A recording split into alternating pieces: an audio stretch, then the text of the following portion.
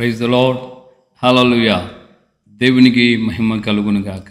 మన ప్రభువైన యేసుక్రీస్తు నామం పేట మీ అందరికీ నా హృదయపూర్వకమైన శుభములు తెలియజేస్తున్నాను. ప్రియులారా, ఎలా ఉన్నారు? మన ప్రభువు రక్షకుడు ఇంతవరకు ఆయన మనల్ని కాపాడి సంరక్షించాడు. నేను మీ మధ్య చిన్న సాక్ష్యం చెప్పడానికి ప్రభు ఇచ్చినటువంటి ఈ గొప్ప తరుణాన్ని బట్టి, సమయాన్ని బట్టి నేను దేవుని స్తుతిస్తున్నాను. ఈ దినాన మీ యొక్క ఎదుట నేను ప్రభువుకి కృతజ్ఞతాస్తుతి చెల్లిస్తున్నాను. కారణం ఏంటంటే, నిన్నటి దినం నా యొక్క జన్మదినోత్సవం. చాలామంది దేవుని బిడ్డలు, విశ్వాసులు, అలాగే సేవకులు, స్త్రీలు, పురుషులు అందరూ కూడా నాకు క్షేమంగా ఉండు నిమిత్తమై నా యొక్క క్షేమ స్థితిని, అలాగే నా యొక్క ఫ్యూచర్ రాబోతున్న కాలమంతా కూడా దేవుని చిత్తానుసారంగా నేను దేవునికరంగా నడిపించబడి నిమిత్తం చాలామంది ప్రార్థన చేశారు. ఇటు బంధువులు, రక్త సంబంధికులు అందరూ కూడా నాకు తమ విషయ తెలియచేశారు. అందుని బట్టి నేను దేవునికి కృతజ్ఞతాస్తుతి చెల్లిస్తున్నాను. ప్రియమైన దేవుని బిడ్డలారా, మరి ఈ రోజున మనం గమనించినట్లయితే దేవుని యొక్క వాక్య భాగంలో నుండి ఒక మాటను మనం ధ్యానించుకుందాం. నాకు ఇప్పుడు 51వ సంవత్సరం రన్ అవుతుంది. మీ యొక్క అనుదిన ప్రార్థనలో కూడా మళ్ళీ నన్ను జ్ఞాపకం చేసుకోవాలని ప్రేమతో కోరుకుంటున్నాను. 37వ కీర్తన 4వ వచనంలో మనం గమనించినప్పుడు, యెహోవాను బట్టి సంతోషించుము, అప్పుడు ఆయన నీ హృదయ వాంఛలు తీర్చును అని రాయి. హల్లెలూయా. సో యెహోవాను బట్టి మనం సంతోషించాలి అని దేవుని యొక్క లేఖనంలో ఈ కీర్తనకారుడు రాస్తున్నాడు. అప్పుడు ఏం జరుగుతుందంటే, దేవుడు మన హృదయ వాంఛలు తీరుస్తాడు. మనం ఎప్పుడు ఆయన యందు సంతోషించగలము, యెహోవాను బట్టి మనం ఎప్పుడు సంతోషించగలము. యోబు గ్రంథం చక్కగా ఏం మాట చెబుతుంది 22వ అధ్యాయంలో, నీ గుడారములో నుండి నీవు దుర్మార్గతను తీసి పారవేసినట్లయితే, నీ చేతిలో అపవిత్రత ఏదైనా ఉంటే దాన్ని తొలగించుకున్నట్లయితే, అప్పుడు నీవు సర్వశక్తుని యందు ఆనందించెదవు అని రాడు. సో దేవుని బిడ్డలుగా ఈ రోజున యెహోవాను బట్టి మనం సంతోషించాలి అన్నటువంటి వాక్య భాగాన్ని బట్టి మనము దేవుళ్ళు ఎప్పుడు సంతోషిస్తామంటే, ఆన్సర్ కూడా దేవుని వాక్యం తేటగా చెప్తుంది. మన గుడారములో నుండి దుర్మార్గతను, మన చేతిలో అపవిత్రత, మన గుడారము అంటే దేహమైన ఈ గుడారం అంటే అక్షర సంబంధమైనటువంటి గుడారము, టెంట్, అది ఇల్లు. అప్పటి కాలంలో వాళ్ళు నివసించుచున్నటువంటి గుడారం. ఆ గుడార వాసులుగా ఉండేవాళ్ళు. వాగ్దానం పొందినటువంటి దేశంలో కూడా పితరులైన అబ్రహాము, ఇస్సాకు, యాకోబులు ఒక గుడారవాసిగా, పరదేశులుగా వారు బ్రతికినట్లుగా మనం చూస్తున్నాం. సో ఆ గుడారంలో ఉన్నటువంటి వారి జీవితాల్లో యథార్థంగా ఉన్నవారు దేవుని యందు ఆనందించారు, సంతోషించారు. దేవుడు వారి హృదయ వాంఛలు తీర్చారు. కానీ అదే గుడారాల్లో ఉన్నటువంటి అనేక జీవితాల్లో మనం గమనించినప్పుడు ప్రాముఖ్యంగా రాహేలుని మనం చూస్తాం. రాహేలు తన గుడారంలో ఉన్నటువంటి దుర్మార్గతను లేక విగ్రహాల్ని ఆమె తీసి పారివేయలేదు. ఆ విగ్రహాల్ని తను దాచేసుకునింది. దాచుకోవడంతో పాటు అబద్ధమాడింది.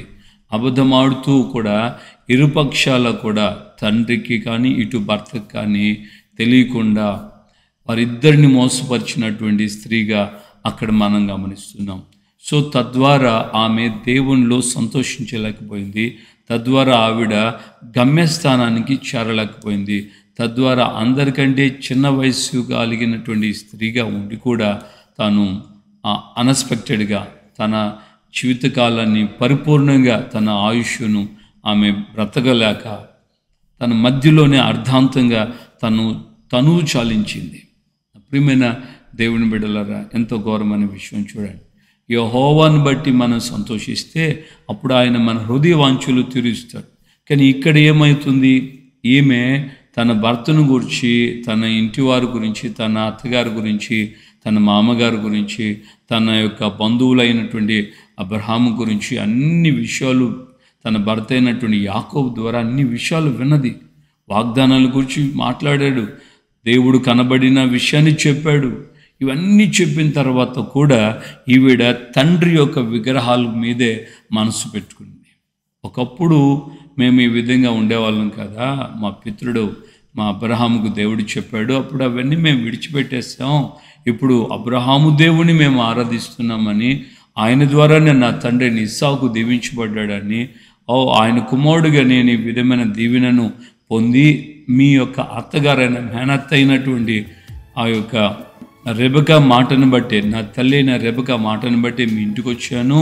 ఇవన్నీ చెప్పిన తర్వాత కూడా రాహేలు మాత్రం మనసు మార్చుకోలేదు.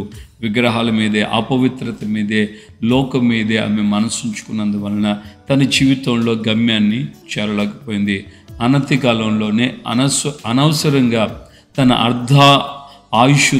అర్ధాయుషుతోనే తన జీవితాన్ని ఆమె చాలించుకుంది. ముగింపు చూడండి ఘోరంగా ఉందో ఒకసారి ఆలోచించి. రెండవదిగా మనం గమనిస్తే, వాగ్దాన దేశంలోకి ప్రవేశించడానికి పితరుడైన మోషే ఆధ్వర్యంలో బయలుదేరినటువంటి ఇశ్రాయేలులు కానానుకు చేరలేక కేవలం యోర్దానికి యువతలే వచ్చిన వారిలో ఒక్క కాలేబు యెహోషువ అనే వారి ఇద్దరు తప్ప మిగతా ఎవరు కూడా కానానులో ప్రవేశించలేకపోయారు. చివరికి మోషే దైవజనుడు కూడా దేవుని దగ్గర 2 పర్యాయాలు బ్రతిమలాడినా ఆయన ఆ వాగ్దాన దేశం లేక యోర్దాను దాటి అవతలకి వెళ్ళడానికి కూడా దేవుడు అంగీకరించలేదు. అలాంటి పరిస్థితి మనం చూస్తున్నాం.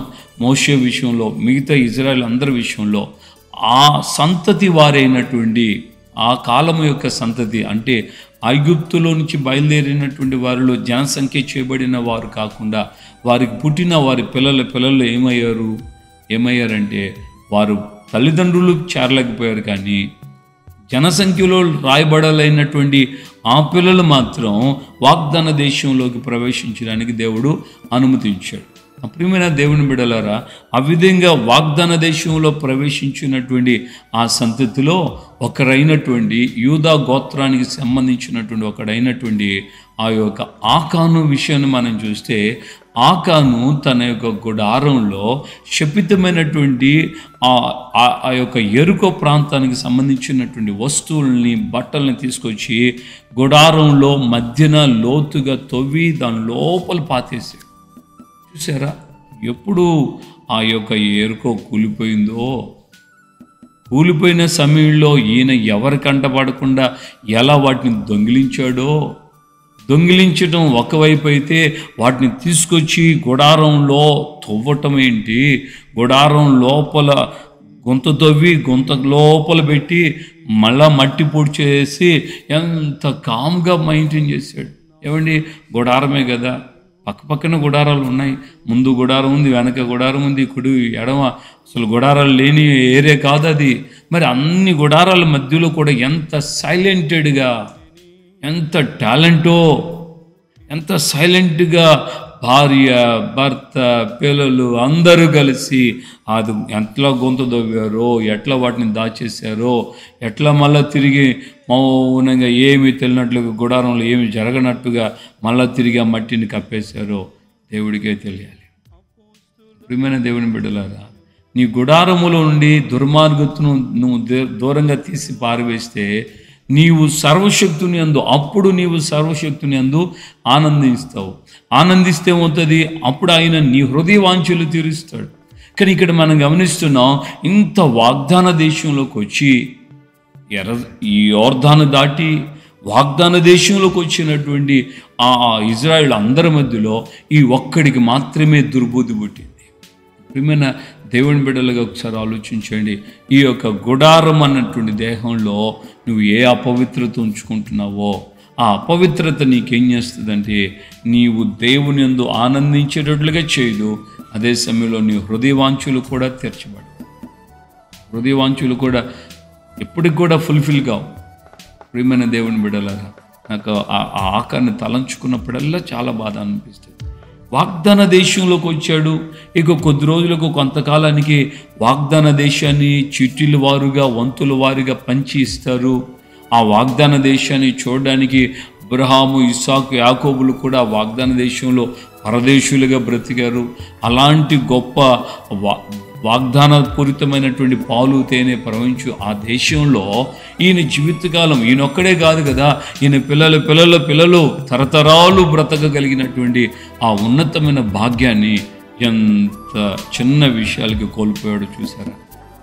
రోజున దేవుని బిడ్డలుగా మనం కూడా ఆలోచించాలి. దైవ సంబంధమైనటువంటి విషయాల్లో ఏ విధంగా లోక సంబంధానికి ఆశపడి లోక సంబంధానికి ముడిపెట్టుకొని దేవుని ఉన్నతమైన పిలుపునకు కలుగు బహుమానాన్ని గురించి నీ మనసు త్రొలగిపోతుందో, సాతాను నీ హృదయాన్ని ఎలా తిప్పేస్తాడో జాగ్రత్త పడు.